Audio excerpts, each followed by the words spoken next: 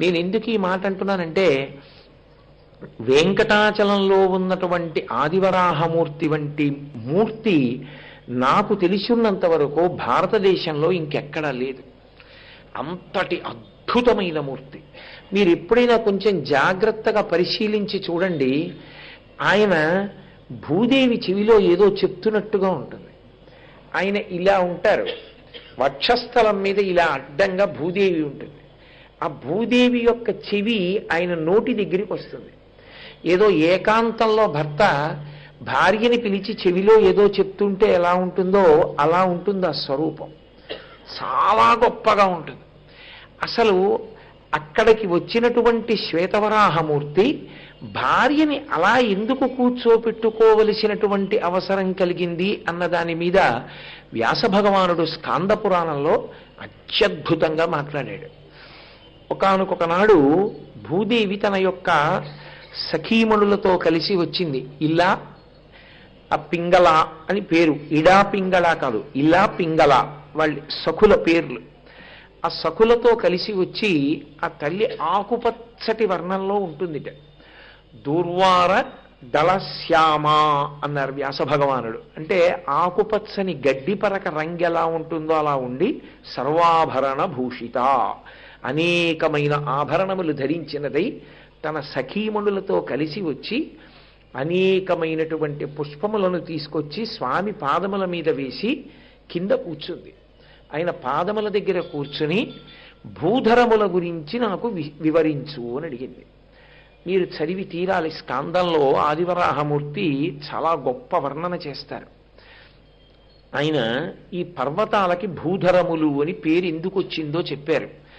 ఈ భూమి సముద్రంలో మునిగిపోయినప్పుడు తన యొక్క దంష్ట్ర మీద పైకెత్తాడు, కోర మీద పైకెత్తి తెచ్చి నీటి మీద నిలబెట్టి ఆ దిగ్గజములను పిలిచి ఈ భూమిని సర్వకాలముల యందు కింద ఉండి మీరు మోస్తూ ఉండండి అన్నాడు. ఆయన ఆజ్ఞ మేరకు దిగ్గజములు ఈ భూమండలాన్ని మోస్తూ ఉంటాయి.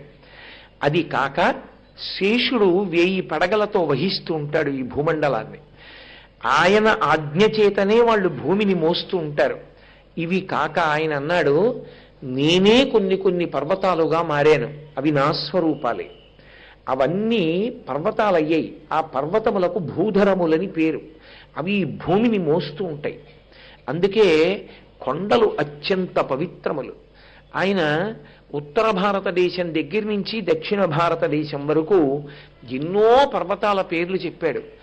మనం సనాతన ధర్మంలో పుట్టినందుకు, ఈ దేశంలో పుట్టినందుకు వ్యాసప్రోక్తమైనటువంటి పురాణాలు చదువుతుంటే మనసు పులకరిస్తుంది. ప్రపంచంలో ఎన్నో పర్వతాలు ఉండొచ్చు, ఆ పర్వతాలన్నిటికీ పవిత్రమైనటువంటి స్పర్శ ఉంది అని పురాణాలలో లేదు.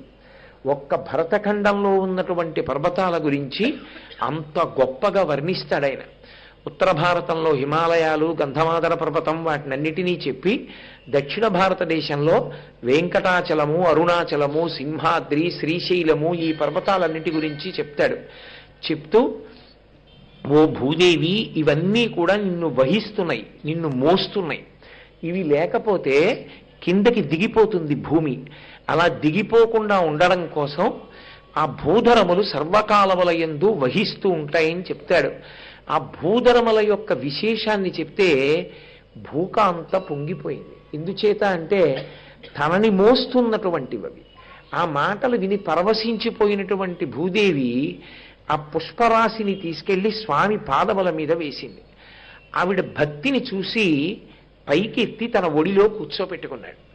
ఆ పైకెత్తి తన ఒళ్ళో కూర్చోపెట్టుకుని ఇలా దగ్గరగా వచ్చినప్పుడు ఆయన నోరు ఆవిడ చెవి దగ్గరికి వెళ్ళింది.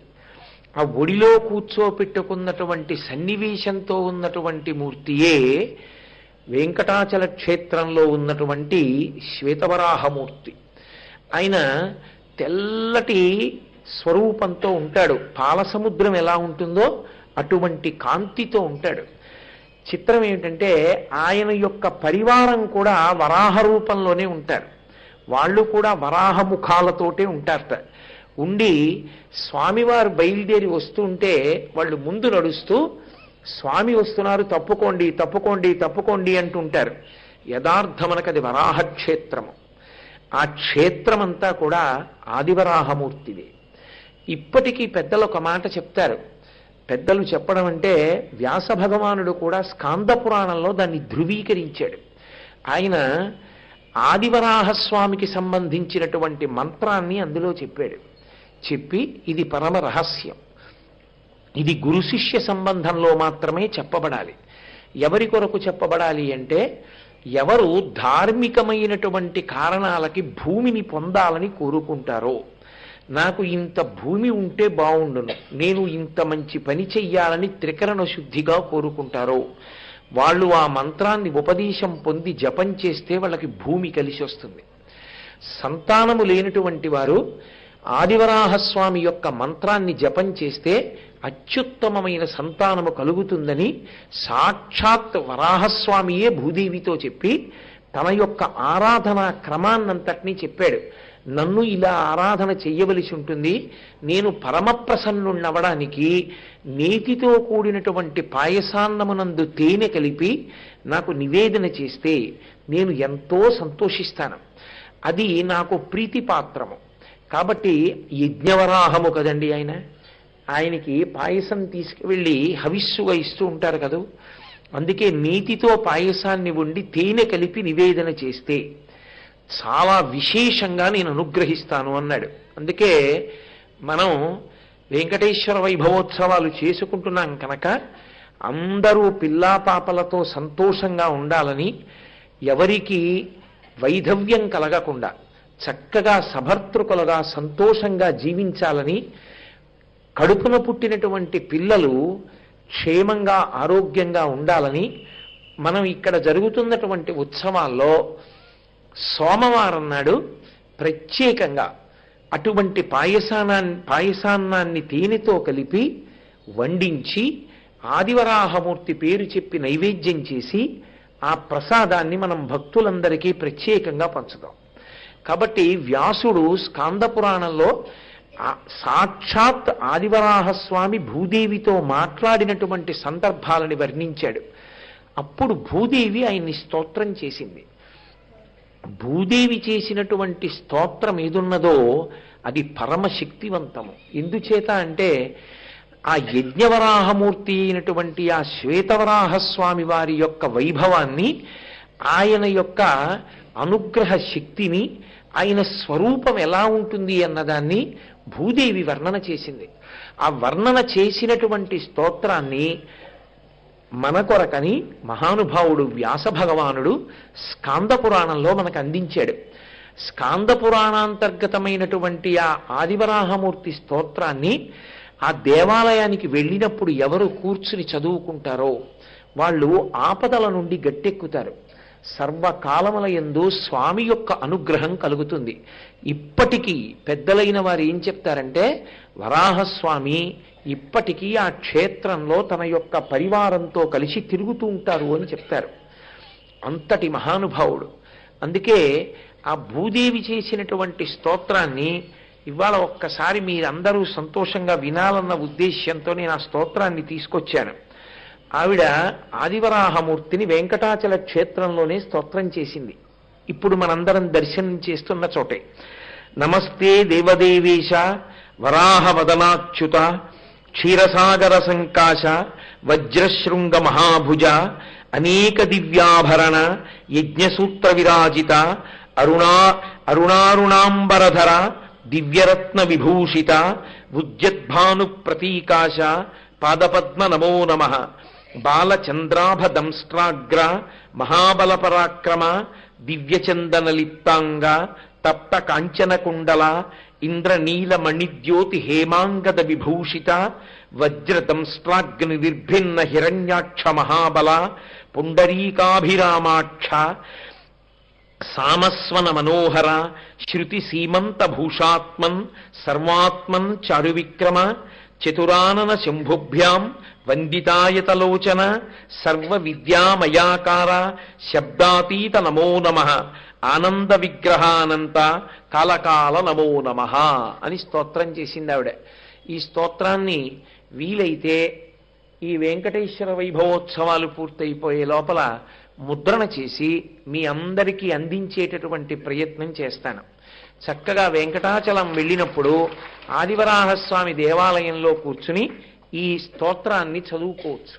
అథవా దేవాలయంలో జనం ఎక్కువ ఉంటే ఎదురుగుండా మెట్లు ఎప్పుడూ ఖాళీగా ఉంటాయి, రోడ్డుకు అవతల వైపు మెట్లు. ఆ మెట్ల మీద కూర్చుని చక్కగా ఈ స్తోత్రం చదువుకుని స్వామికి నమస్కారం చేసి రావచ్చు. ఆ తెల్లంటుంది, నమస్తే దేవదేవేశ వరాహవదనాచ్యుత అని పిలిచింది. అచ్యుత అంటే విష్ణు స్వరూపం. అచ్యుత, చ్యుత్ అంటే తొలగించడం. అచ్యుత ఆయనని తొలగించడానికి సాధ్యమైన వాడు కాడు. ఆయనని తప్పించడం, ఆయన లేకుండా చెయ్యడం ఎవరికీ సాధ్యమైన విషయం కాదు. అందుకే ఆయనని వెతికి పట్టుకుని నిర్జించాలనుకున్నాడు హిరణ్యకశిపుడు. శ్రీవైకుంఠానికి వెళ్ళాడు. ఆయన ఎక్కడికి వెళ్ళారు? ఆయన ముక్కు చివరై ప్రవేశించాడు. అంతటా వెతికాడు, ఇక్కడే ఉన్నాడని తెలుసుకోలేకపోయాడు. అంతటా నిండి ఉంటాడు ఆయన. కాబట్టి అంతర్బహిశ్చ తత్సర్వం వ్యాప్య నారాయణ స్థిత. అటువంటి వాడు వరాహముఖాన్ని పొందాడు ఒకానొకప్పుడు. ఆ ముఖానికి చివరి భాగంలో ఉండేటటువంటి ముట్టి మీద ఆ భూమిని అంతటినీ సముద్రంలోంచి పైకెత్తాడు. శంకర భగవత్పాదులకు ప్రత్యేకంగా స్వరూపం అంటే ఎంత ప్రీతో. అందుకే సౌందర్యలహరి చేస్తూ అమ్మవారిని స్తోత్రం చేస్తూ అకస్మాత్తుగా ఆయన యజ్ఞవరాహమూర్తిని తీసుకొచ్చారు. అవిద్యానామంతస్తిమిరమిహిరోద్దీపనగరి జడానాం చైతన్య స్తబక మకరంద శృతిఝరి దరిద్రాణం చింతామణిగుణనిక జన్మజలధౌ నిమగ్నానాం దంస్ట్రామురరిపువరాహస్య భవతి అన్నారు. అమ్మా, నీ యొక్క పాదము యజ్ఞవరాహమూర్తి యొక్క కోర వంటిది. అది భూమిని పైకెత్తింది. సంసార సముద్రమునందు పడిపోయినటువంటి జీవులు నీ పాదాన్ని పట్టుకుంటే నీ పాదం వాళ్ళని పైకెత్తుతుందమ్మా. దంస్ట్రామురరిపువరాహస్య భవతి అన్నారు. ఆదివరాహమూర్తి యొక్క కోరతో పోల్చారు అమ్మవారి పాదాన్ని. కాబట్టి ఆ మహానుభావుడు వ్యాస భగవానుడు అంటాడు, నమస్తే దేవదేవేశ వరాహ వదనాచ్యుత క్షీరసాగర సంకాశ వజ్రశృంగ. ఆయన యొక్క శృంగము, ఆయన కోర ఎలా ఉంటుందంటేట పాల సముద్రం ఎలా మెరుస్తూ ఉంటుందో ఆయన యొక్క శృంగము, ఆయన యొక్క కోరలు అలా మెరుస్తూ ఉంటాయిట తెల్లగా. అసలు అది శ్వేతవరాహం, తెల్లటి స్వరూపంతో ఉంటాడు. మిరిసిపోతూ ఉంటాడట మహానుభావుడు. ఒకానొకప్పుడు పోతన గారిని అనుగ్రహించాడు. కాబట్టి మహాశృంగ, మహాభుజ, ఆ భూదేవికి ఆయన యొక్క భుజములంటే ఎంత సంతోషమో. ఎందుకంటే ఒకనాడు హిరణ్యాక్షుడు సముద్రంలోకి తీసుకెళ్ళిపోతే ఆ భుజములతోటే పోరాడి ఆ భూమిని మళ్ళీ పైకి తీసుకొచ్చాడు. అనేక బాహువులతో కౌగిలించుకున్నట్ట భూమిని. అందుకని ఆవిడికి అంత ప్రీతి. క్షీరసాగర సంకాశ వజ్రశృంగ మహాభుజ అనేక దివ్యాభరణ యజ్ఞసూత్ర విరాజిత. అనేకమైనటువంటి దివ్యమైన ఆభరణములు ధరించిన వాడై యజ్ఞసూత్రమును, యజ్ఞోపవీతాన్ని వేసుకుని ఉంటాడు. అరుణారుణాంబరధర, ఎర్రని కాంతితో కూడినటువంటి బట్ట కట్టుకుని ఉంటాడట. దివ్యరత్న విభూషిత, దివ్యమైనటువంటి రత్నములను ధరించినవాడా. ఉద్యద్భాను ప్రతీకాశ పాద పద్మ నమో నమః. అప్పుడే ఉదయిస్తున్నటువంటి సూర్యబింబం ఎలా ఉంటుందో అటు అలా మెరిసిపోతున్నటువంటి పాద యుగళితో ఉంటాడు స్వామి. కాబట్టి బాలచంద్రాభదంస్ట్రాగ్ర మహాబల పరాక్రమ. బాలచంద్రుడు తెల్లగా ఎలా మెరిసిపోతూ ఉంటాడో ఇలా ఉంటాడు కదూ బాలచంద్రుడు. బాలచంద్రుడు ఇలా ఎలా ఉంటాడో తదియనాటి చంద్రుడు అలా ఉంటుంది ఆయన కోర. మెరిసిపోతూ ఉంటాయి ఆ కోరలు. దివ్యచందనలిప్తాంగా, శ్రీ మహావిష్ణు స్వరూపానికి అత్యంత ప్రీతిపాత్రమైనది చందనానులేపనం. చందనాన్ని అనులేపనం చేస్తే ఆయన విశేషమైనటువంటి ప్రీతిని పొందుతాడు. చందనోదకంతో పరమశివలింగానికి అభిషేకం చేస్తే పుత్రపౌత్రాభివృద్ధి. ఆ చందనానికి అంత శక్తి ఉంది. దివ్య చందనలిప్తాంగా, దివ్యమైనటువంటి చందనము చేత అలదబడినటువంటి శరీరాంగములు కలిగినటువంటి వాడా. తప్త కాంచన కుండల, మెరిసిపోతున్నటువంటి బాగా తప్తమైన కాల్చబడిన బంగారముతో చేయబడినటువంటి కుండలములకు చెవులకు ధరించి ప్రకాశిస్తున్నటువంటి వదనము కలిగినటువంటి వాడా, ఇంద్రనీల మణిద్యోతి హేమాంగద విభూషిత, ఇంద్రనీలమణులతో కూడుకున్నటువంటి బంగారముతో చేయబడినటువంటి అంగదములను భుజములకు ధరించి ఉన్నవాడా, వజ్రదంస్ట్రాగ్ని నిర్భిన్న హిరణ్యాక్ష మహాబల, ఆ కోరతో ఒక్క దెబ్బ కొట్టే హిరణ్యాక్షుని యొక్క గుండెలు చీల్చుకుపోయి పడిపోయి మరణించాడు. అంతటి బలం కలిగినటువంటి కోరలున్నవాడా, పుండరీకాభిరామాక్ష, ఆ పుండరీకాభిరామాక్ష అంటే తామర పువ్వులు ఎలా ఉంటాయో అటువంటి కన్నులతో ఉంటాయట. సామస్వన మనోహర, సామవేదాన్ని వినిపిస్తే పరమ సంతోషాన్ని పొందుతాట ఆయన. అందుకని సామగానమునకు ప్రీతి పొందేటటువంటి వాడా, మనోహర, నిన్ను చూడగానే మనసు రంజిల్లిపోతుంది అటువంటి స్వరూపమున్నవాడా, శృతి సీమంత భూషాత్మన్, శృతి అంటే వేదము, వేదము యొక్క సీమాంత అంటే చివరలో ఉన్నటువంటివి ఉపనిషత్తులు. ఆ ఉపనిషత్తులు ఆయనకి ఆభరణములయ్యి ఉంటాయి కాబట్టి ఉపనిషత్తులు ఆభరణములుగా కలిగినటువంటి వాడా, సర్వాత్మన్, అందరి యందు ప్రవేశించి విష్ణుస్వరూపమై ఉన్నటువంటి వాడా, చారు విక్రమ, విశేషమైనటువంటి విక్రమము కలిగినటువంటి వాడా, చతురానన శంభుభ్యాం వందితాయతలోచన, అటు పరమశివుని చేత ఇటు చతుర్ముఖ బ్రహ్మగారి చేత నమస్కరింపబడుతున్నటువంటి పాదయుగళి కలిగినటువంటి వాడా, సర్వ విద్యమయాకార శబ్దాతీత నమో నమః, సమస్త విద్యల యొక్క స్వరూపమైన వాడా, శబ్దములకు అతీతమైన వాడా, నమో నమః, నీకు నమస్కరించుచున్నాను.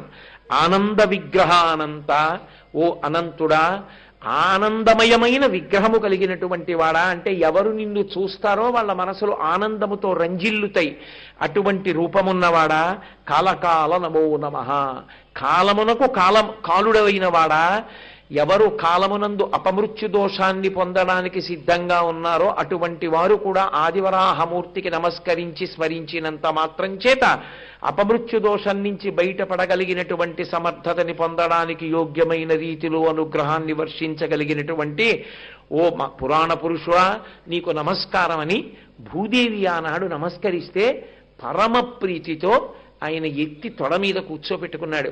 ఇప్పటికీ ఆ స్తోత్రాన్ని ఆయన దగ్గర చేసినట్లయితే ఆ భూదేవి సహిత వరాహమూర్తి అపారమైనటువంటి ఆనందాన్ని పొందుతాడు. కాబట్టి చక్కగా మనం వెంకటాచలానికి వెళ్ళినప్పుడు ఈసారి ఆ స్తోత్రంతో ఆదివరాహస్వామికి నమస్కరిద్దాం. ఒకానొక సందర్భంలో వెంకటేశ్వర స్వామి వారి యొక్క అవతార ప్రకటనము జరగడానికి పూర్వమే ఆయన వాల్మీకమునందున్నారు. వాల్మీకమునందుండగా బ్రహ్మగారు ధేనువుగా మారాడు, పరమశివుడు దూడగా మారాడు. లక్ష్మీదేవి ఒక గోపకాంతగా మారింది. మారి ఆమె తీసుకొచ్చి చోళరాజుకు అమ్మింది ఆవుని దూడని. ఎందుకొరకు? అవతార ప్రకటనం జరగలేదు, వైకుంఠాన్ని విడిచిపెట్టాడు, వచ్చేశాడు. వచ్చి ఇక్కడ ఉన్నాడు. మనం తెల్లవారుజామున సుప్రభాతం జరిగిన తర్వాత ఆ హారతి ఇచ్చినప్పుడు చెప్తాం, శ్రీవైకుంఠ విరక్తాయ స్వామి పుష్కరిణీతటే అంటుంటాం. శ్రీవైకుంఠం మీద విరక్తి వచ్చింది ఆయనకి. బా ఏమి వైకుంఠం, ఎన్నాళ్ళు ఉంటాం ఇక్కడని, ఎక్కడుండాలనిపించింది. స్వామి పుష్కరిణీతటే, స్వామి పుష్కరిణి పక్కన వెంకటాచలంలో వచ్చి కూర్చున్నట్టు మన అదృష్టం. కాబట్టి అటువంటి మహానుభావుడు ఆ వెంకటరమణుడు శ్రీ మహావిష్ణువు వైకుంఠాన్ని విడిచిపెట్టి వాల్మీకమునందున్నప్పటికీ ఇంకా అవతార ప్రకటనం జరగనటువంటి సమయంలో ఆవుగా దూడగా బ్రహ్మగారు శివుడు వచ్చి చూస్తున్నారు ఎక్కడున్నాడని. అందులో ఆ వాల్మీకమునందున్నాడు. సమాసిజ్ఞచ్చ వాల్మీకం సమంతాత్ క్షీరధారయ. ఆ బ్రహ్మగారు చూసి ఇందులో ఉన్నాడు మహానుభావుడని దాని మీదకొచ్చి పాలు విడిచిపెట్టారు. ఆ గోపాల బాలుణ్ణి రాణి శిక్షించింది, నువ్వు సరిగా చూడటం లేదు, ఆవు పాలు ఎక్కడో విడిచిపెట్టిందని. ఆయనకి బాధ కలిగి ఈ ఆవు పాలు పుట్టలో పోసేస్తోందని ఒక్కసారి ఆ చేతిలో ఉన్న గొడ్డలి తీసి విసిరాడు. మీరు ఆ కథ చాలా మాటలు విన్నారు. కుఠారాణాతి తీక్షిణీనా తాడితో వెంకటేశ్వర సప్తతాళ ప్రమాణీనా రక్తస్ఫూర్తిరభూస్తథ. గొడ్డలి వచ్చి తగలగానే ఎక్కడ ఆవుకి తగులుతుందోనని గో సంరక్షణమే వెంకటేశ్వరావతారము యొక్క ప్రథమ ప్రయోజనము కనుక ఆ గోవుకి తగలకుండా పుట్టలోంచి ఒక్కసారి పైకి లేచాడు. లేవగానే గొడ్డలొచ్చి ఆయన తలకి తగిలింది. తలకి తగలగానే 7 తాడి చెట్లంత నెత్తురు పైకి లేచింది. ఆ రక్తాన్ని చూసి వెంటనే అక్కడ ఉన్నటువంటి గోపాల బాలుడు మరణించాడు. మొట్టమొదట వెంకటేశ్వరావతారాన్ని చూసింది ఒక గోపాల బాలుడు కలియుగంలో. అందుకే వరం ఇచ్చారు వెంకటేశ్వర స్వామి, సుప్రభాతం చదివిన తరువాత ఎవ్వరూ మొదటి దర్శనం చెయ్యకూడదు వెంకటేశ్వరుణ్ణి. ఇప్పటికీ వెంకటాచలంలో కూడా ఆ చేతిలో కాగడా పట్టుకుని సన్నిధి గొల్ల అని వస్తారు. ఇప్పటికీ ఆ గొల్లల వంశంలోని వారే ఆ కాగడా పట్టుకుని దర్శనం చేస్తారు. అందుకే మనం కూడా ఇక్కడ ప్రతిరోజు ఉదయం వేళ సుప్రభాత పఠనం చెయ్యగానే ఒక గొల్ల వచ్చి కాగడా పట్టుకుని స్వామి దర్శనం చేశాకే మనందరం కూడా దర్శనం చేస్తున్నాం. కనుక ఆ నాడు తలకి దెబ్బ తగిలితే ఆయన ఓషధుల కొరకు వెతుక్కుంటున్నాడు. ప్రాకృతమైనటువంటి మనుష్యుడు ఎలా వెతుక్కుంటాడో అలా బృహస్పతి వచ్చి కట్టు వేశారు. ఓషధి కొరకు వెతుక్కుంటున్నారు. ఎందుకు అలా వెతుక్కోవడం? ఆయన తలుచుకుంటే, ఆయన సంకల్పం చేస్తే దెబ్బ తగ్గిపోదా? వెంకటేశ్వరావతారంలో గమ్మత్తుంది. వెంకటేశ్వరావతారం ధర్మం అంటే యుగధర్మాన్ని ముమ్మూర్తులా పాలించాడు ఆయన. అందుకే వైద్యం కావలసిన వాడు, ఓషధి కావలసిన వాడు ఎంత గొప్పవాడైనా తానే డాక్టర్ గారు ఉన్న ప్రదేశానికి వెళ్ళాలి. ఏదో ఒంట్లో జ్వరంగా ఉందంటే డాక్టర్ గారిని పిలవచ్చు, కానీ ఆపరేషన్ థియేటర్ని పట్టుకుని మా ఇంటికి రెండన్నం కుదరదు. ఎంత గొప్పవాడైనా బాగా దెబ్బ తగిలితే కుట్లు వేయించుకోవడానికో ఆపరేషన్ చేయించుకోవడానికో డాక్టర్ గారి దగ్గరికే వెళ్ళాలి, హాస్పిటల్కి. అలా వెంకటేశ్వరుడు కూడా ఓషధిని వెతుక్కుంటూ తిరుగుతున్నాడు పర్వతం మీద. తిరుగుతుండగా ఆయనకి తెల్లని పందుల యొక్క గుంపులు కనపడ్డాయి, పెద్ద పెద్ద కోరలతో. చూశాడు, ఏమిటి ఇన్ని పందులు వస్తున్నాయి, వెనక ఎవరో మహానుభావుడు వస్తున్నాడు అని ఏమీ తెలియని వాళ్ళ పక్కకెళ్ళి పొదలో దాక్కున్నాడు. దాక్కున్నవాడు విష్ణువు, వస్తున్నవాడు విష్ణువు. ఒక చారిత్రాత్మకమైన సన్నివేశం. శ్రీరామాయణంలో కలుసుకున్నప్పుడు పరశురాముడికి రాముడి మీద కించిత్ క్రోధంతో వచ్చాడు. ఎవడురా శివధనుర్భంగం చేసిన వాడు, క్షత్రియుట్ట, సంపేస్తానంటూ వచ్చాడు. ఇక్కడ అలా కాదు. వస్తున్నవారు విష్ణువని అక్కడున్న వెంకటేశ్వరుడికి తెలుసు. వెంకటేశ్వరుడే అక్కడ దాక్కున్నాడని ఆదివరాహమూర్తికి తెలుసు. కలుసుకోవాలని ఇద్దరు వస్తున్నారు. పొదలోకి వెళ్ళి దాక్కున్నాడు వెంకటేశ్వరుడు. ఎవరో ఇక్కడ అలికిడైంది, ఎవరో పొదలో దాక్కున్నారు. మరి ముందు వెడుతున్న వాళ్ళు వెనక ప్రభువు యొక్క క్షేమం చూడొద్దు, ఎవరు దాక్కున్నారని పొదల్లో వెతుకుతున్నారు, ఎవరు వెళ్ళారు ఇలా పొదలోకి అని. యజ్ఞవరాహం అక్కడ దాకా నడిచొచ్చేసింది. ఆదివరాహమూర్తి నడిచొచ్చి ఆయనే ఆ పొద దగ్గరికి వెళ్ళి ఆ తుప్పల్ని ఇలా తీశారు. తీసి శ్రీనివాసుణ్ణి చూసి చాలా మెల్లగా గుంభనంగా చెవిలో మాట్లాడారు. మీరు స్కాందం పరిశీలించండి, వ్యాసుడు కళ్ళకి కట్టినట్టు వర్ణించాడు వాళ్ళిద్దరూ కలుసుకోవడాన్ని. ఇద్దరూ కలుసుకుంటే ఒకరేమో నీలమేఘ సంకాశదేహుడు, ఒకరు తెల్లటి స్వరూపంతో ఉన్నవారు. పరమశివుడు ఎంత తెల్లగా ఉంటాడో అంత తెల్లగా ఉంటాడు యజ్ఞవరాహమూర్తి, ఆదివరాహమూర్తి. నల్లగా మా స్వామి రామచంద్రమూర్తిలా ఉంటాడు వెంకటరమణుడు. ఇద్దరూ ఒకరినొకరు కలుసుకొని చెవిలో గుసగుసలు ఆడుకుంటున్నారు. ఏమిటి గుసగుస? ఎందుకు గుసగుసలు ఆడుకోవాలి? నేనంటే ఈ భూమిని ఉద్ధరించడానికి పైకి వచ్చాను, అవతార స్వీకారం చేశాను. ఎందుకు ఈ వెంకటాచలం అంటే ప్రీతి కలిగింది.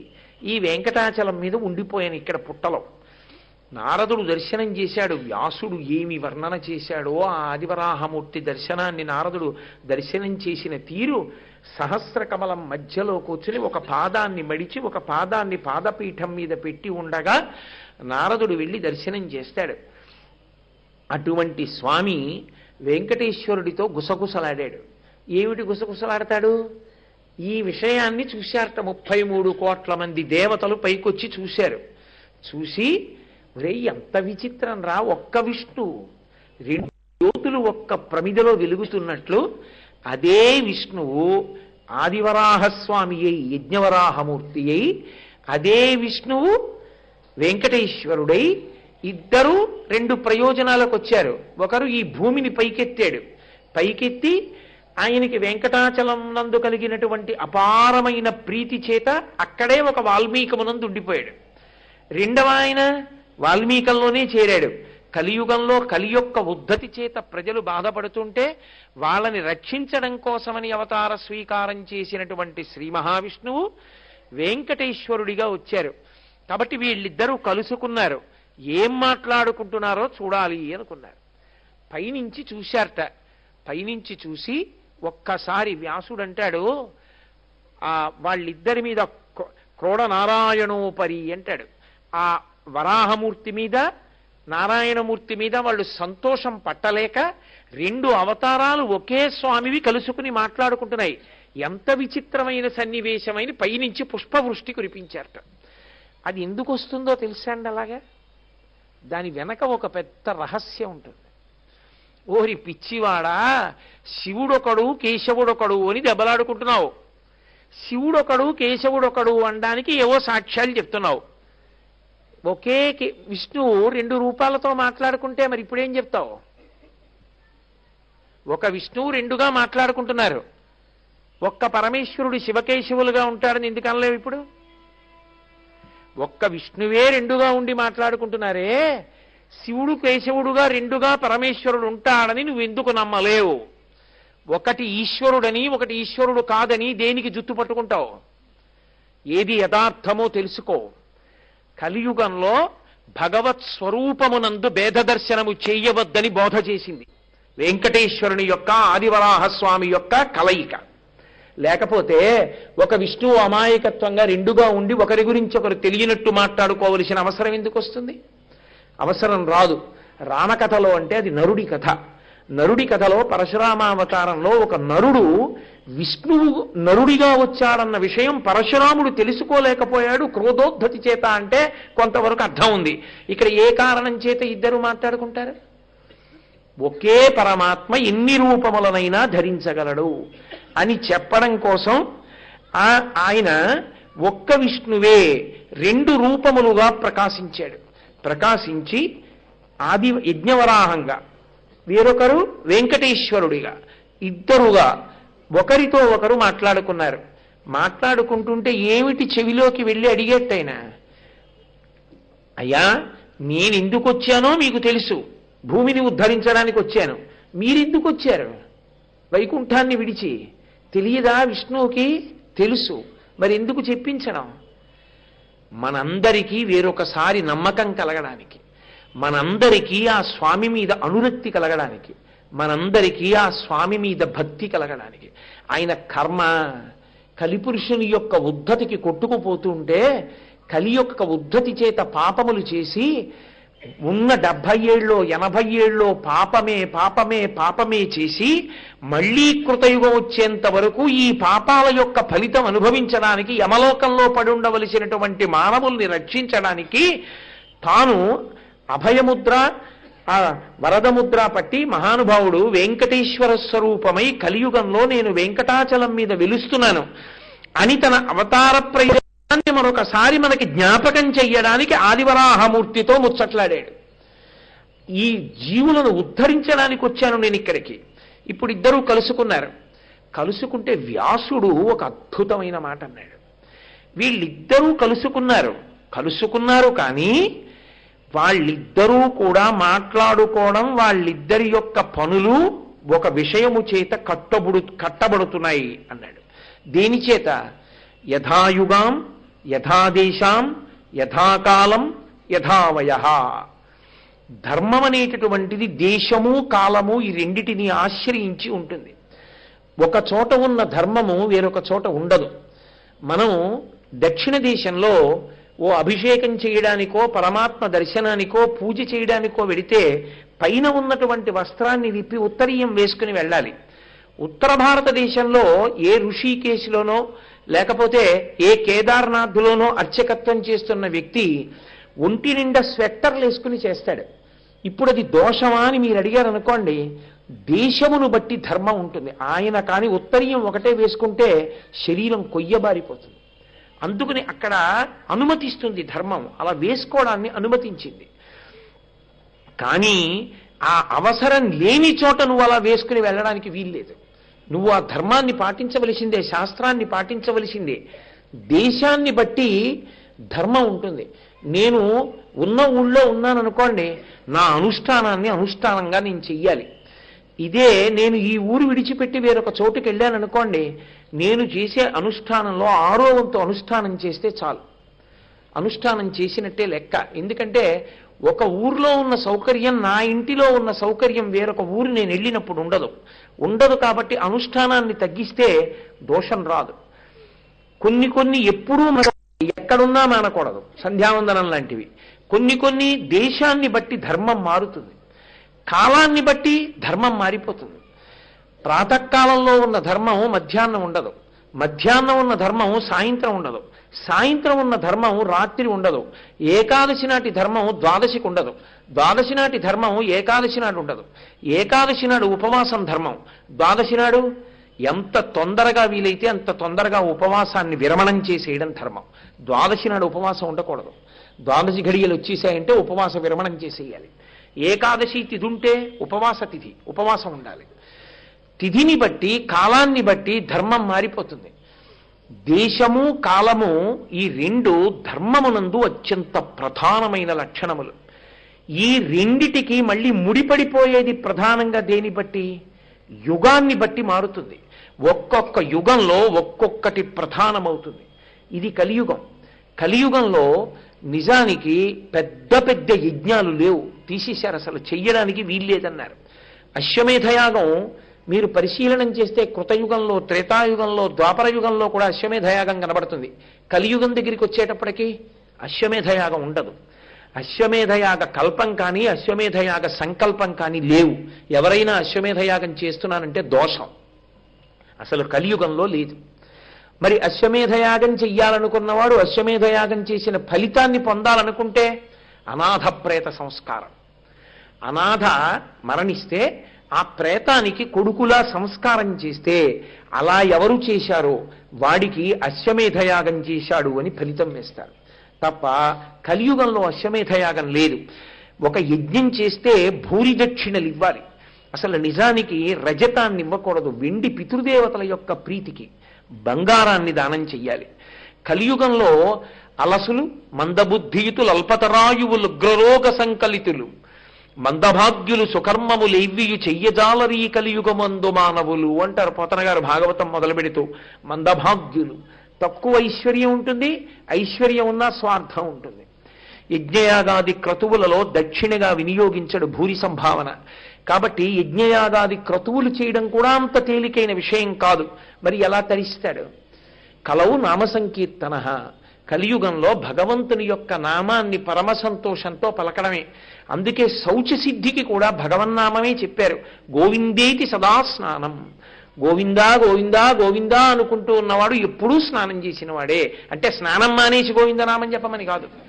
ఏదో విపత్కర పరిస్థితుల్లో స్నానం చేయలేకపోతే గోవిందా గోవిందా గోవిందా అనుకో, నువ్వు స్నానం చేసినట్టు అని దాని అర్థం. కాబట్టి భగవన్నామమునకు, నామ సంకీర్తనకు అంత గొప్పతనం ఉంటుంది.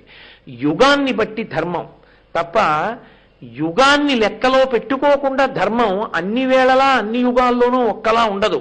అందుకే ఆయు ప్రమాణం కూడా ఒకలా ఉండదు. త్రేతాయుగంలో 60,000 సంవత్సరములు బతికాడు దశరథ మహారాజు గారు. కలియుగంలో 60,000 సంవత్సరాలు బ్రతికేవాడు ఎవరైనా ఉంటాడా? ఉన్న ఒక్క శతమానం భవతి శతాయు పురుష స్థితేంద్రియ ఆయుష్ దేవేంద్రియే ప్రతిష్టతి అని ఆశీర్వచనమైన 100 సంవత్సరములు పూర్ణాయుర్దాయంతో ఉన్నవాడు కనపడ్డం. అటువంటప్పుడు 100 ఏళ్లే ఆయుర్దాయం లేనివాడు చాలా కాలం బాల్యంలో పోతుంది, మిగిలిన కాలం అర్ధ సముపార్జనలో పోతుంది. ఇటువంటప్పుడు వాడు ఏమిటి ధర్మం చేస్తాడు? అందుకే యుగ ధర్మం అది చాలా చాలా చాలా ప్రధానం. ఆ యుగమునందు ఏది చెయ్యాలో దాన్ని పట్టుకుంటే చాలు. భగవంతుని పాదముల నుండి విస్మృతి కలగకుండా నీ బుద్ధి ఆయన పాదముల యందు నిలబడేటట్టుగా నువ్వు నిరంతర ప్రయత్నశీలివై ఉంటే అంతకు మించిన ధర్మం ఇంకొకటి లేదు. కాబట్టి ఆ భక్తిని నిలబెట్టుకోవాలి. భగవంతుడు చెప్పినట్టు బ్రతికేటటువంటి ప్రయత్నం చేస్తూ వెళ్ళాలి. ఎక్కడైనా తడబాటు వస్తే ఆ భగవానుడే మళ్ళీ వచ్చి చెయ్యి ఇచ్చి పుచ్చుకుని కాపాడతాడు. వాడు ధర్మము నుండి పతనమైపోకుండా రక్షిస్తాడు. కాబట్టి యుగధర్మం అనేటటువంటిది అత్యంత ప్రధానం. ఇది వ్యాసుని యొక్క హృదయం. వాళ్ళిద్దరూ మాట్లాడుకుంటున్నారు చెవిలో. వాళ్ళిద్దరూ తర్వాత మాట్లాడుకునే విషయాన్ని చూసి మీరు తెల్లబోవద్దు. వారు మాట్లాడుకోవడంలో యుగధర్మం ఉంటుంది సుమా. అందుకని యథాయుగం, యథాదేశం, యథాకాలం, యథావయ, అందుకని వాళ్ళు అలా మాట్లాడుకుంటారు తప్పించి అదేదో నువ్వు హాస్యానికి తీసుకోవలసిన విషయం కాదని జ్ఞాపకం పెట్టుకో. మీరు చూడండి, అసలు నిజానికి గోదానం అని చెయ్యాలి. తల్లో తండ్రో శరీరం విడిచిపెట్టారనుకోండి, ఒక గోవుని తీసుకొచ్చి కొని దానం చెయ్యాలి. 11 రూపాయలు ఇచ్చి గోదానం చేసేశాడంటాడు. ఆ తల్లి తండ్రి ఎంత ఐశ్వర్యం ఇచ్చి వెళ్ళనివ్వండి, నిజంగా గోవుని కొని దానం చేసేవాళ్ళే తక్కువైపోయారు. భూదానం చెయ్యాలి. నిజంగా భూదానం చేసినటువంటి వాళ్ళు ఎంతమంది ఉంటారు? బ్రాహ్మణుణ్ణి పిలిచి దశదానాల్లో భూదానం చేస్తున్నానని ఓ 100 గజాలో 200 గజాలో స్థలం కొని నిజంగా బ్రాహ్మణుడికి దానం చేసినటువంటి వాళ్ళు ఉన్నారా? ఎక్కడో కోటికొక్కడుంటే చాలా గొప్ప. యుగధర్మం వెంటనే ఏం చేస్తాడంటే దానికి ప్రత్యామ్నాయం అడుగుతాడు. ఏం చేస్తే సరిపోతుందండి? 10 దానాలకి 11 రూపాయలు ఇచ్చేస్తాడు. ఏమో భక్తితో ఇస్తే పూర్ణం అవ్వచ్చు, అది యుగధర్మం. వెంటనే కలియుగంలో 2 మాటలకు ప్రచారం ఎక్కువ ఉంటుంది. ఏమిటో తెలుసా? దాని బదులు ఏమి ఇచ్చేయచ్చు, దాని బదులు ఏం చేసేయచ్చు. ఇంట్లో కాస్త చక్ర పొంగలి వండి నైవేద్యం పెట్టడానికి బద్ధకం, 10 మంది తినేగా మిగిలిన కాజాలు డబ్బాలో కొనుక్కొచ్చి ఇచ్చేసి నైవేద్యం పెట్టించి ప్రసాదమని పట్టుకెళ్ళిపోవడం సంతోషమని మార్గాలు వెతుక్కోవడం, అలా ఉంటాయి రోజు. కాబట్టి చిత్రం ఏమిటంటే నిజంగా దశదానములంటే దశదానములు చేసేవాడు ఉండడు, అలా ఉండరు. కాబట్టి యుగములో ఏది చెయ్యాలో దానికి ప్రత్యామ్నాయం ఏమైనా ఉందా అని అడిగేవాళ్ళు వస్తారు. 2, తప్పు చేసేసి ప్రాయశ్చిత్తం ఉంటుందా అని ముందు తెలుసుకుంటాడు. సంధ్యావందనం చేయరా అన్నారనుకోండి, ప్రాయశ్చిత్తంతో నేర్పుదురు అంటాడు ముందే. అసలు ఇవాళ ఉపనయనం అయింది వాడికి ప్రాయశ్చిత్తార్ఘ్యపూర్వక సంధ్యావందనం కరిష్యానవలసిన అవసరం ఏంటి? వాడికి ఎందుకు ప్రాయశ్చిత్తంతో సంధ్యావందనం? వాడు లేవలేడు, సూర్యోదయాత్పూర్వం లేచి అర్ఘ్యం ఇవ్వలేడు. షుగర్ వచ్చిందా వాకింగ్కి వెళ్ళాలా? ఎందుకు ఇవ్వచ్చు కదా. వాడు సంధ్యావందనం నేర్చుకుంటూనే ప్రాయశ్చిత్తార్ఘ్యపూర్వక సంధ్యావందనం, ప్రాయశ్చిత్తంతో ఎలా చేసుకోవాలి. తప్పు చేయడం ప్రాయశ్చిత్తం. కాశీ వెళ్ళి చూడండి, అందరికీ సంతోషం దేనికంటే ప్రాయశ్చిత్తం చేయించుకోవడానికి. చెయ్యకూడనివన్నీ చేస్తూ ఉండడం, ప్రాయశ్చిత్తం చేసుకుంటూ ఉండడం, అది యుగధర్మం. అది యుగంలో వచ్చినటువంటి లక్షణం అది. కాబట్టి వాళ్ళు యుగధర్మాన్ని దృష్టిలో పెట్టుకుని మాట్లాడుకుంటున్నారు. ఈ లక్షణం ప్రచోదనం అవుతూ ఉంటుంది సుమా. అలా ఉంటుంది ధర్మం అంటే. అలా చేస్తేనే ధార్మికంగా కనపడుతుంది. అందుకని ఇప్పుడు ఆయన అన్నారు, వెంకటేశ్వర స్వామి వారు, అయ్యా నేను కూడా కలియుగంలో ప్రజల్ని ఉద్ధరించడానికి వచ్చాను, కాబట్టి నాకు ఇక్కడ కొద్దిగా స్థలం ఇవ్వండి, నేను కూడా ఇక్కడ ఉందాం అనుకుంటున్నాను, మీరు నన్ను అనుగ్రహించండి అన్నారు. అనుగ్రహించండి అనడానికి మీరు ఒకటి ఆలోచించండి. అసలు భూమినంతటినీ పైకెత్తిన వాడెవరు? యజ్ఞవరాహమూర్తి, ఆదివరాహమూర్తి. నీటిలో పడిపోయిన దాన్ని పైకెత్తి తెచ్చాడు కాబట్టి ఇప్పుడు ఆయనదేది కాదు. 2, యుగధర్మం ఏమిటి? ఆయన పైకెత్తి తేవడం కాదు, ఆయన ముందొచ్చి అక్కడ పాకేసుకున్నాడు కాబట్టి ఆయనదే పట్ట. ఆయన వచ్చారు మొట్టమొదట వెంకటాచలానికి, అందుకని ఆయనదే అదంతా. ఇప్పుడు ఆయన్ని ఈయన అడిగారు, అయ్యా నేను ఉండడానికి కొంచెం చోటు ఇవ్వండి అన్నారు. యుగధర్మం ఏమన్నారో తెలుసా? స్థలం మౌల్యేన గృహ్యతాం, డబ్బులు ఇచ్చి తీసుకోండి అన్నారు. చిత్రం ఏమిటో తెలుసా? అసలు దరిద్రం అన్న మాట దేంతో ప్రారంభం అవుతుందంటే కరెన్సీ ముద్రణతోటే మొదలైంది. అసలు నిజంగా మీకున్నది మీకు, నాకున్నది నాకు, నాకు లేనిది మీకు లేనిది చూసుకుని, మీకు లేనిది నేనిచ్చి నాకు లేనిది మీరిచ్చి చేశారనుకోండి, దరిద్రం అన్న మాట ఎక్కడుంది? మీకు లేనిదేదో నా దగ్గర ఉంటుంది, నాకు లేనిదేదో మీ దగ్గర ఉంటుంది. ఎవడు దరిద్రుడో ఎవడు ధనవంతుడో చెప్పడానికి ఏం లేదు. కాగితాలు ముద్రణ వచ్చిన తర్వాత ఎవడు దరిద్రుడో ఎవడు ధనవంతుడో వెంటనే తెలిసిపోయింది. అందులో అకౌంట్లు చూసే వాళ్ళకి బాగా తెలుస్తుంది ఎవడు ధనవంతుడో ఎవడు దరిద్రుడు కాదు. కాబట్టి ఆ డబ్బే అన్నిటికీ ప్రధానమైనటువంటి వివక్ష తీసుకొచ్చేది. దేన్నైనా కొనడం అమ్మడం ఆ కాగితాల మీదే ఉంటుంది వ్యవహారం అంతా. అందుకని స్థలం మౌల్యేన గృహ్యతాం, డబ్బిచ్చి పుచ్చుకోండి అన్నారు. ఆయన అన్నారు, ఏమిటి డబ్బిచ్చి పుచ్చుకోండి? భృగు వచ్చి నా వక్షస్థలం మీద తన్నాడు, శ్రీ మహాలక్ష్మి కొల్హాపురం వెళ్ళిపోయింది. అందుకని ఇప్పుడు లక్ష్మి లేదు నా దగ్గర. నేను ఏమిచ్చి పుచ్చుకుంటాను? మీకు నేను ఒక మాట ఇస్తాను. ప్రథమం దర్శనం చాస్యాత్ నైవేద్యం క్షీరసేచనం ఇదమేవ వరం ద్రవ్యం దాస్యామి కరుణానిధే, ద్రవ్యం దదామి దాస్యామి కరుణానిధే. ఓ ఆదివరాహమా, నీకు నేను మాటిస్తున్నాను, ఈ మాటే డబ్బు అనుకోండి. నేను అమ్మాలని ఎక్కడుంది అంటే, కలియుగంలో ఎంత గొప్పవాడి మాట కూడా నమ్మడానికి అనుమానపడతారు. ఎందుకో తెలుసా? అదే వెంకటేశ్వర స్వామి వారు తన కళ్యాణానికి డబ్బిమ్మని కుబేరుణ్ణి పిలిచి అప్పడిగితే, కలియుగం కదండి, ఎందుకైనా మంచిది ప్రామిసరీ నోట్ రాసివ్వండి అని అడిగితే ఆయన రాసిచ్చిన ప్రామిసరీ నోటు ఆదివరాహస్వామి యొక్క పీఠం కింద ఉండేది చాలా కాలం.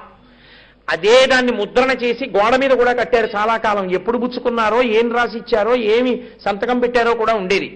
వెంకటేశ్వర స్వామి వారు సంతకం పెట్టిస్తే కుబేరుడు అన్నాడు, ఇది యుగధర్మం, మీరు ఒక్కరూ సంతకం పెట్టి అంత డబ్బు చేసుకున్న తర్వాత ఒక్క సాక్షి ఉంటే బాగుంటుంది కదూ అన్నాడు. ఏమంటే ఎప్పుడు అబద్ధం ఆడ్డగా మహానుభావుడు తనలో తను రమిస్తూ కూర్చుంటాడు. శివుడితో పెట్టిస్తాను, పెట్టించండి, పెట్టాడు. ఆయనది పెట్టించారు కానండి, తనలో తాను రమిస్తూ ఉంటాడు. చండీశ్వరుడి దగ్గరే చిటికెయ్యాలి. ఆయన దగ్గరికి వెళ్ళి అయ్యా మా బాకీ అంటే త్రిశూలం పట్టుకుంటే కొంచెం ఎప్పుడు కళ్ళు తెరిచి చూసి ఆయన ఎవరినైనా చూడండి అంటే చతుర్ముఖ బ్రహ్మగారి సంతకం పెట్టించారు. ఇద్దరు మంచిదే, ముగ్గురు ఉంటే చూడండి అన్నారు. అంటే అప్పుడు మళ్ళీ అశ్వత్థ వృక్షం చేత పెట్టించారు. ముగ్గురు సంతకాలు పెడితే అప్పిచ్చాడు కుబేరుడు. అబ్బో, దాని మీద వెంకటాచల మహాత్యంలో తరిగొండ వెంగమాంబ గారు ఎంత గొప్ప వర్ణన చేసిందో. కాబట్టి నమ్మాడు ఆదివరాహమూర్తి, మీరు మాటిచ్చారు, నేను ఒప్పుకుంటున్నాను. ఏమిటా మాట? ప్రథమం దర్శనం చాస్యాత్, నా యొక్క అనుగ్రహం పొందడానికి కొన్ని కోట్ల మంది భక్తులు కొండ మీదకి వస్తారు. ఎవరంటున్నారు ఈ మాట? వెంకటేశ్వర స్వామి. నా కొరకు, నా అనుగ్రహం కొరకు, నా అనుగ్రహంతో ఆపదలను గట్టెక్కించుకోవడానికి ఆపదముక్కులవాడు అన్న పేరు నాకుంది కాబట్టి నా అనుగ్రహం కోసం కొన్ని కోట్ల మంది కొండ మీదకి వస్తారు. కానీ నేను వాళ్ళని అనుగ్రహించాలంటే షరతేమిటో తెలుసా? నేను ఇలా కళ్ళు మూసుకుని చూస్తూ ఉంటాను, వీడు ఆదివరాహమూర్తి దగ్గరికి వెళ్ళి వచ్చాడా చూస్తూ ఉంటాను. మీ దగ్గరికి రాకుండా నా దగ్గరికి వచ్చేశాడు తిన్నగా, వస్తూనే బ్యాడ్జీ వేయించుకుని ఆదివరాహమూర్తిని విడిచిపెట్టి వైకుంఠం క్యూ కాంప్లెక్స్ లోకి వెళ్ళిపోయి దర్శనం చేసుకుని వచ్చేశాడు, వాడు దర్శనం చెయ్యలేదని వేసుకుంటా. కాబట్టి అనుగ్రహం ఉండదు. ప్రథమం దర్శనం చాస్యాత్ నైవేద్యం క్షీరసేచనం. మీకే మొట్టమొదటి నైవేద్యం వెంకటాచలంలో, మీకే మొట్టమొదటి క్షీరాభిషేకం, తర్వాతే నాకు నైవేద్యం, తర్వాతే నాకు ఉపచారాలు. మీకు మొట్టమొదటి పూజ, మీకు మొట్టమొదటి నైవేద్యం, తర్వాత నాకు. అందుకే చూడండి, ఇప్పటికీ వెంకటాచలంలో గంట వాయిస్తూ తట్టలో పెట్టుకుని ప్రసాదాలు ముందు ఆదివరాహస్వామి గుడికి ఎడతాయి. తలుపేసి స్వామికి నైవేద్యం చేసిన తరువాత వెంకటేశ్వర స్వామి గుడిలో గంటలు వినపడతాయి. అప్పుడు ఆయనకి నైవేద్యం. ఇప్పుడు పెద్ద ఆయన ఇచ్చిన మాట నిలబెట్టవలసిన అవసరం ఎవరి మీద ఉంది? మనమందరం వెంకటేశ్వర స్వామి బిడ్డలం. ఇప్పుడు తండ్రి గారు శ్రీరామనవమి పందిరేసుకుంటున్నామండి, ఓ 100 రూపాయలు ఇద్దరు ఐశ్వర్యవంతులు కదా అన్నాడు ఎవరో ఒక ఆయన వచ్చి. తప్పకుండా రా 100 రూపాయలు అని చెప్పి రసీదు రాయించేసుకుని తీసి లాల్చీ జేబులో పెట్టుకుని, ఒరే పరుసు మర్చిపోయాను రా, ఇంటికి వెళ్ళు మా అబ్బాయి ఉంటాడు అడిగి పుచ్చుకో అన్నాడు. ఆ శ్రీరామనవమి పందిరైన ఇంటికి వెళ్ళి, అయ్యా మీ నాన్నగారు 100 రూపాయలు చందా ఇచ్చారంటే రసీదు ఇచ్చేసాను నాన్నగారికి, ఇదిగోనండి పక్కన ఉన్నది కాగితం, ఆ 100 రూపాయలు మిమ్మల్ని అడిగి పుచ్చుకోమన్నారు, ఇవ్వండి అన్నాడు.